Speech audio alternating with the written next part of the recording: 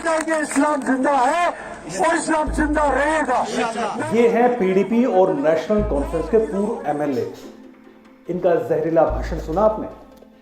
दरअसल गुपकार गैंग ने आखिरकार अपना अंतिम हथियार चल दिया है।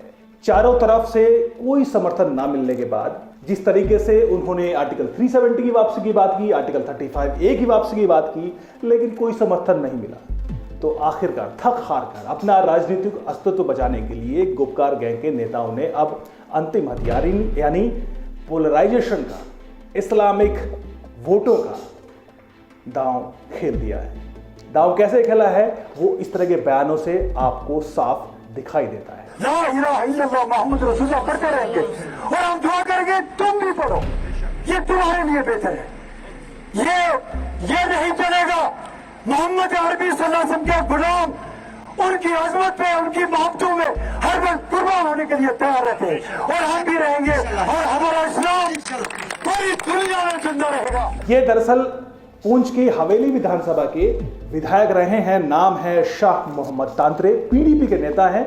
वो सीधे सीधे बीजेपी नेताओं को, अपने जो लोकतांत्रिक व्यवस्था में विश्वास रखने वाले लोग हैं, उनको धमकी दे रहे हैं कि जम्मू कश्मीर में रहना है तो कलमा पढ़ना पड़ेगा, जम्मू कश्मीर में रहना है तो अल्लाह अकबर बोलना पड़ेगा, जम्मू कश्मीर में रहना है तो उनको इस्लाम मानना पड़ेगा।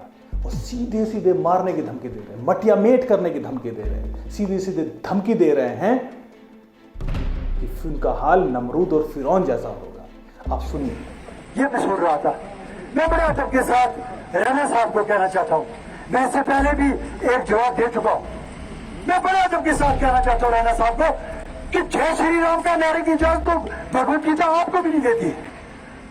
भगवत गीता तो ये आपको कहती है कि एक परमेश्वर की पूजा करो, उसके बगैर किसी की पूजा नहीं करो। मैं उनसे ये कहना चाहता हूँ बड़े अदब के साथ, अगर कोई नारा है, सच्चा है, महबूब मुफ्ती साहिबा भी और फारूक अब्दुल्ला साहब भी ला इलाहा इल्लल्लाह मोहम्मद रसूलुल्लाह पढ़ते रहेंगे और हम दुआ करेंगे तुम भी पढ़ो, ये तुम्हारे लिए बेहतर है। ये नहीं चलेगा। मोहम्मद अरबी सल्लल्लाहु अलैहि वसल्लम के गुलाम उनकी अजमत पे, उनकी मोहब्बतों में हर वक्त कुर्बान होने के लिए तैयार रहते हैं और हम भी रहेंगे और हमारा इस्लाम पूरी दुनिया में जिंदा रहेगा। तुम्हारा निशान नहीं रहेगा। ये जो आप समझते हो, पढ़े लिखे हो, ये जो नमरूद की बोली बोलने वाले, ये फिरौन की बोली बोलने वाले, हम उसको मार देंगे, उसको जिंदा करेंगे, उसको जेल में डालेंगे। याद रखो और इंतजार करो, उनका हशर वही होगा जो नमरूद का, हमार का और फिरौन का हुआ। मिलिया भेंट हो जाएंगे, वो खत्म हो जाएंगे। इस्लाम जिंदा है और इस्लाम जिंदा रहेगा। महबूब मुफ्ती फारूक अब्दुल्ला हो, ला इलाहा इल्लल्लाह। लेकिन पीडीपी के नेता अकेले नहीं है। गुपकार गैंग की दूसरी बड़ी पार्टी नेशनल कॉन्फ्रेंस के नेता भी बराबर ताल ठोके हुए हैं। वो भी पोलराइजेशन करने में किसी हद तक पीछे नहीं है। इन भाई साहब की बात सुनिए। ये भी पूर्व एमएलए हैं, नेशनल कॉन्फ्रेंस के नेता हैं, एजाज जान। एजाज जान कह रहे हैं कि जम्मू कश्मीर में रहना है तो अल्लाह अकबर कहना है। अब सुनिए। मैं उनको ये कहूँगा, बीजेपी के प्रेसिडेंट को जम्मू कश्मीर में अगर रहना है और लोगों से अगर अपने काम लेने हैं और लोगों का अगर वोट लेना है तो उन्हें अल्लाह अकबर जो है वो कहना पड़ेगा। तब तक उनको जो है मैं नहीं मानता उनको लोग एक्सेप्ट करेंगे। सरेआम धमकी दी जा रही है। आपको पता है कि आर्टिकल 370 की वापसी को लेकर गुपकार गैंग ने आंदोलन खड़ा करने की कोशिश की, कोई समर्थन नहीं मिला। उसके बाद डीडीसी इलेक्शन लड़ने की बात कही, तब भी जो रिएक्शन मिला उससे साफ है कि अब पीडीपी और नेशनल कॉन्फ्रेंस और दूसरे गुपकार गैंग की पार्टियों का अस्तित्व खतरे में है।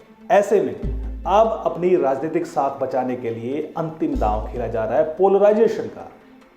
इसीलिए इस तरह के भाषण दिए जा रहे हैं। भाषण देने में सिर्फ ये छुटपैये नेता नहीं है, बल्कि इनके जो चीफ है, जो इनके सरगना है, वो भी कम नहीं है।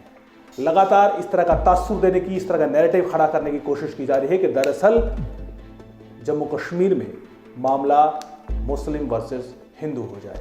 हाल ही में महबूबा मुफ्ती ने लगातार कोशिश की कि किस तरीके से वो मुस्लिम बकरवाल कम्युनिटी को एंटी एस्टैब्लिशमेंट, एंटी बीजेपी खड़ा करने की कोशिश करे, जो कि अब तक आर्टिकल 35A के चलते अपने राजनीतिक अधिकारों से, अपने मूलभूत अधिकारों से वंचित रहा था। एसटी कम्युनिटी के लोग, मुस्लिम बकरवाल, जिनको अब पूरे अधिकार मिले हैं आर्टिकल 35A हटने के बाद, उनको अपने पाले में करने की कोशिश में महबूबा मुफ्ती मुस्लिम कार्ड खेल रही हैं। लगातार इस तरह के ट्वीट किए जा रहे हैं, इस तरह की कोशिश की जा रही है कि किसी भी तरह डीडीसी इलेक्शन में अपनी राजनीतिक साख बचाई जा सके।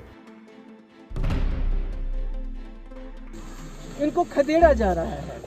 जैसे डोमिसाइल लॉ इन्होंने ख़त्म कर दिया हमारा, तो पूरे मुल्क से ये लोगों को यहाँ लाना चाहते हैं, और मगर जो यहाँ के रहने वाले उनको खदेड़ना चाहते हैं। ये खाली यहाँ का हाल नहीं है, आप जम्मू में बटंडी देखिए, सुजवा देखिए, चट्टा देखिए, गिन गिन के जहाँ मुसलमानों की आबादी है, जहाँ गुजर हैं, जहाँ बकरवाल हैं, जो असली रखवाले हैं इन जंगलों के, इन्हीं को यहाँ से खदेड़ा जा रहा है। ये सर्दी में कहाँ जाएंगे? इनको कोई अल्लाह ताला का खौफ भी नहीं है, इनको कहाँ जाएंगे ये लोग इस वक्त बच्चे लेके?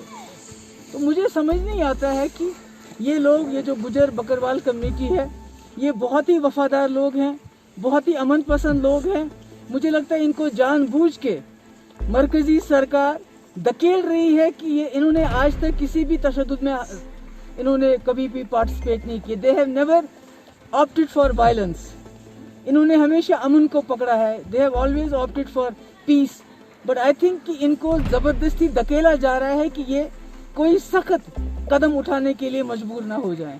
तो इसलिए मैं मरकजी सरकार से कहना चाहती हूँ, जिनकी आज यहाँ सरकार चल रही है, कि ये जो गुजर बकरवाल नोमैड्स कम्युनिटी है, इनके साथ छेड़छाड़ मत कीजिए। इसके नताइज आपको बहुत ही ज़्यादा खतरनाक भुगतने पड़ेंगे। सरकारी तंत्र पर सवाल उठाए जा रहे हैं। लगातार महबूबा मुफ्ती भी, फारूक अब्दुल्ला भी, उमर अब्दुल्ला भी लगातार इस तरह के बयान दे रहे हैं, जिससे ये तासुर जाए कि दरअसल जो इलेक्शन है वो तो साफ शफाफ है ही नहीं, उसमें तो गड़बड़ियाँ की जा रही हैं। पुलिस पर आरोप लगा जा रहा है कि वो दरअसल उम्मीदवारों को कैंपेनिंग नहीं करने दे रहे हैं, कैनवसिंग नहीं करने दे रहे हैं।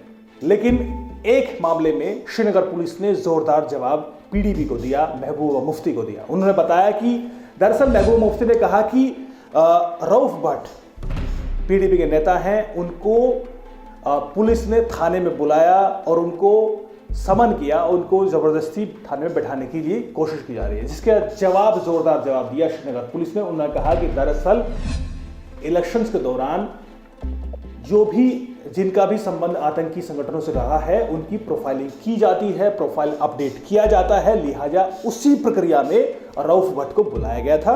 रऊफ भट्ट का संबंध चूंकि हिजबुल मुजाहिदीन से रहा है माजी में, पास्ट में, लिहाजा उनको इसी प्रक्रिया के तहत बुलाया गया था। चूंकि चुनावी प्रक्रिया है, ये बहुत सेंसिटिव मामला है, लिहाजा इसी प्रोफाइलिंग के लिए उनको बुलाया गया था।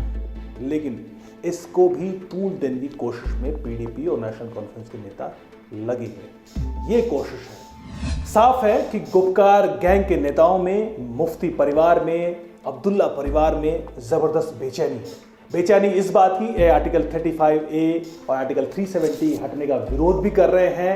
उसके हटने की वजह से जो व्यवस्था लागू हुई डीडीसी इलेक्शंस, उसमें हिस्सा भी ले रहे हैं। हिस्सा लेने के बाद अगर सब एक साथ मिलने के बाद भी अगर लोगों ने असलियत दिखा दी, उनकी राजनीतिक हैसियत उनको दिखा दी, तो क्या होगा?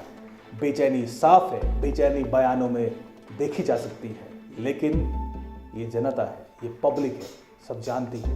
नतीजा 22 दिसंबर को आएगा, जब डीडीसी इलेक्शन के अंतिम नतीजे घोषित किए जाएंगे। तब देखा जाएगा कि क्या पोलराइजेशन का ये दांव, पीडीपी एनसी का ये अंतिम दांव कामयाब रहा या फिर उनको मुंह दिखानी पड़ी। नतीजा जम्मू कश्मीर की जनता के हाथ में है। नमस्कार।